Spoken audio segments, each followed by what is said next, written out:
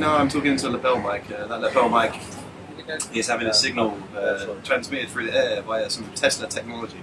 Thank you, Tesla. So I guess my musical journey here in India, it did actually begin with this instrument. Yeah, my first time coming to India was in the beginning of 2007, I think it was. And literally at that point I was a newbie, you know, I just received my first handpan. I'd been waiting about a year and a half for that one in particular, and I received it and I actually broke my finger on a building site. I've spoken about that in a TED talk before. So jumping forward a little bit, when my finger was healed, I came straight here to India. So when people ask me, where did I learn how to play this instrument? I have to confess and say, well, actually on the beach in Goa. And then they say, oh, the instrument's from India? I'm like, well, no, not really, no. It was actually made by some Swiss people, but they took influence from a few different instruments from India, like especially like a ghatam. So yeah, when I first came across here, you know, I was there in Goa with all the hippie dippies, and it was pretty cool. I mean, the first time performing this instrument in front of an audience here in India, it was amazing because, you know, up until that point I'd played African djembe in festivals and made people dance, and like I was playing in a rock band as a teenager, and I was playing in a military marching band when I was even before a teenager. Whereas when I first took the handpan, I came here to India, the first time I sat in front of an audience and played, the audience were sat there in lotus, well, the majority of the audience were sat in lotus pose, you know, they were sort of sat meditating, which is quite interesting. We didn't aim to start making music to help people meditate or anything, but that was the repercussion that happened. So yeah, I would say, you know, India and my playing of the handpan has been coexistent. Yeah, this is now 10 years, oh no, sorry, it's the 9th. I've been coming to India for 9 years, but it's now, I think, the 7th or 8th time that I've come. So yeah, I've been here twice this last year already, and I'm already planning my next trip back. You know, so, yeah. You know, and yeah, I find the way that India has influenced my music in particular is the fact that by coming to India and just simply surviving in your cities and just moving around and having to dodge out the way for the rickshaw and allowing the dogs to bark all night long and allowing the car horns to just become some of the background noises, it was ideal training for me to go back to the West and, you know, taking this instrument and sitting there in public on the streets where maybe I have an aeroplane flying over. Maybe there's a fire truck happening. Maybe there's, you know, a group of, you know, sort of Hare Krishna devotees coming past. And I've got to join in. I've got to allow that noise, that soundscape, like this airplane, for instance. So you've got to allow that soundscape to be part of what's going on. You know, there's nothing wrong with that happening. The only thing wrong happens is when we actually personally hear that sound or feel that vibration or see something and object against it. When I hear the siren, what I start doing is I harmonize with it. I actually internally, I raise my tone, if you like. You know, I try to feel that vibration and go with the flow of that car horn or the siren. And by doing so, it turns it away from being a noise and something that's like an alarm, and actually makes it harmonious to myself. So I'm actually creating music. One of the big things that I love doing as well is before I actually give a performance or before I play, or when I'm just meeting people and showing them the instrument, for instance. Yeah, I love to just sit there and say that, you know, thank you very kindly for turning what I do into music. All I'm doing is sitting here and making some vibrations. You know, those vibrations are transmitting through the air and they're being received by the listener.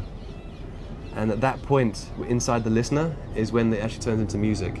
So I must admit, I'm not making music. Okay, I might be making some harmonies and some different tones, but it's down to the listener who perceives it as music. You know, like this airplane again, for instance. You know, like again, you know, there's people on that airplane and they're completely, you know, unaware that we're able to hear them 28,000 feet away, which is pretty amazing when you think about what's going on. So how are we to get annoyed? So I guess my feelings or thoughts when I first saw this instrument, I remember it quite clearly actually. It was, although it was maybe 4 o'clock in the morning, it was raining pretty hard. I was at a music festival. I think it was a Sunday night. It had been a pretty hard weekend. I'm quite thankful to have some memories of it. And yeah, I just remember seeing a guy, his name's Chris, he became a very good friend of mine. And he actually bought a handpan, you know, one of the original ones. I think he got his back in 2003. And at that point, obviously YouTube wasn't around, so I was unaware of it totally. When I saw him for the first time, it was like I saw someone playing it for the first time. And like I say, when I saw him, he was just sat so tranquil, sat down, cross-legged on the floor, playing to himself, you know, not really looking up, not playing to try and impress anybody, but just kind of like playing to fit in with what was going on. I can remember, like, to one side of him was a keyboard player playing quite psychedelic synth. There was a guitarist, there was a bassist, there was a drummer, and there was a lot of people dancing, you know. But then, like I say, this guy Chris was just sat cross-legged on the floor, enjoying himself. So yeah, that was my first perception of this instrument, and I must admit, when I first saw it, I didn't want to play it. I really didn't want to play it. I was a guitarist at that point. I purely played the guitar and had been playing African percussion a little bit, but not very much. So the fact that this instrument is, although looking at it, it's a work of art. You know, it's the instrument itself lends itself very beautifully to a Vimana or like a UFO, or, you know, it's very captivating for a child to see this. It's a UFO. So yeah, I mean, I guess my attraction to this instrument is the fact that, you know, right now I'm sat here talking to you quite comfortably. It's on my lap. I'm not in an awkward position. I'm just simply sat down as if I was sat down anywhere.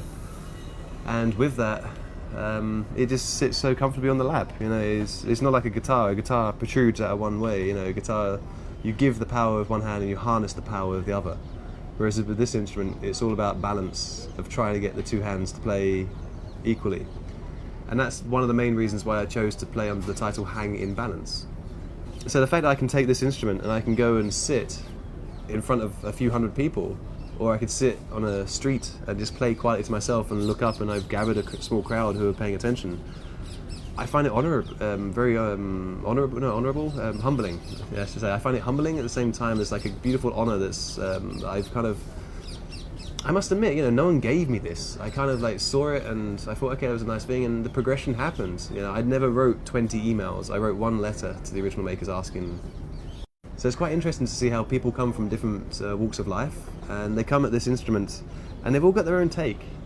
You know, some people are putting notes on the bottom now. Some people are trying to make more artistic design. Some people are just like making them super simple, like spinning the metal and all sorts of stuff, and it's totally cool. It's like, it's a really cool thing that I'm watching progress in front of me. If I can be possibly, you know, one of the most well-travelled and possibly give out a nice little bit of inspiration to people, then my job here is done. You know, as long as my belly's full and you know, I get to see my family and some odd ones every now and then, I'm quite cool with it. You know, all my travels tag on to the next one. Which is fine for now. You know, I'm a single guy, you know, haven't got a mortgage, haven't got a wife and a baby. You know, my brother and my sister, they've both got children, they've both got mortgages, they've both got the houses, so mummy and daddy are happy. So I'm travelling.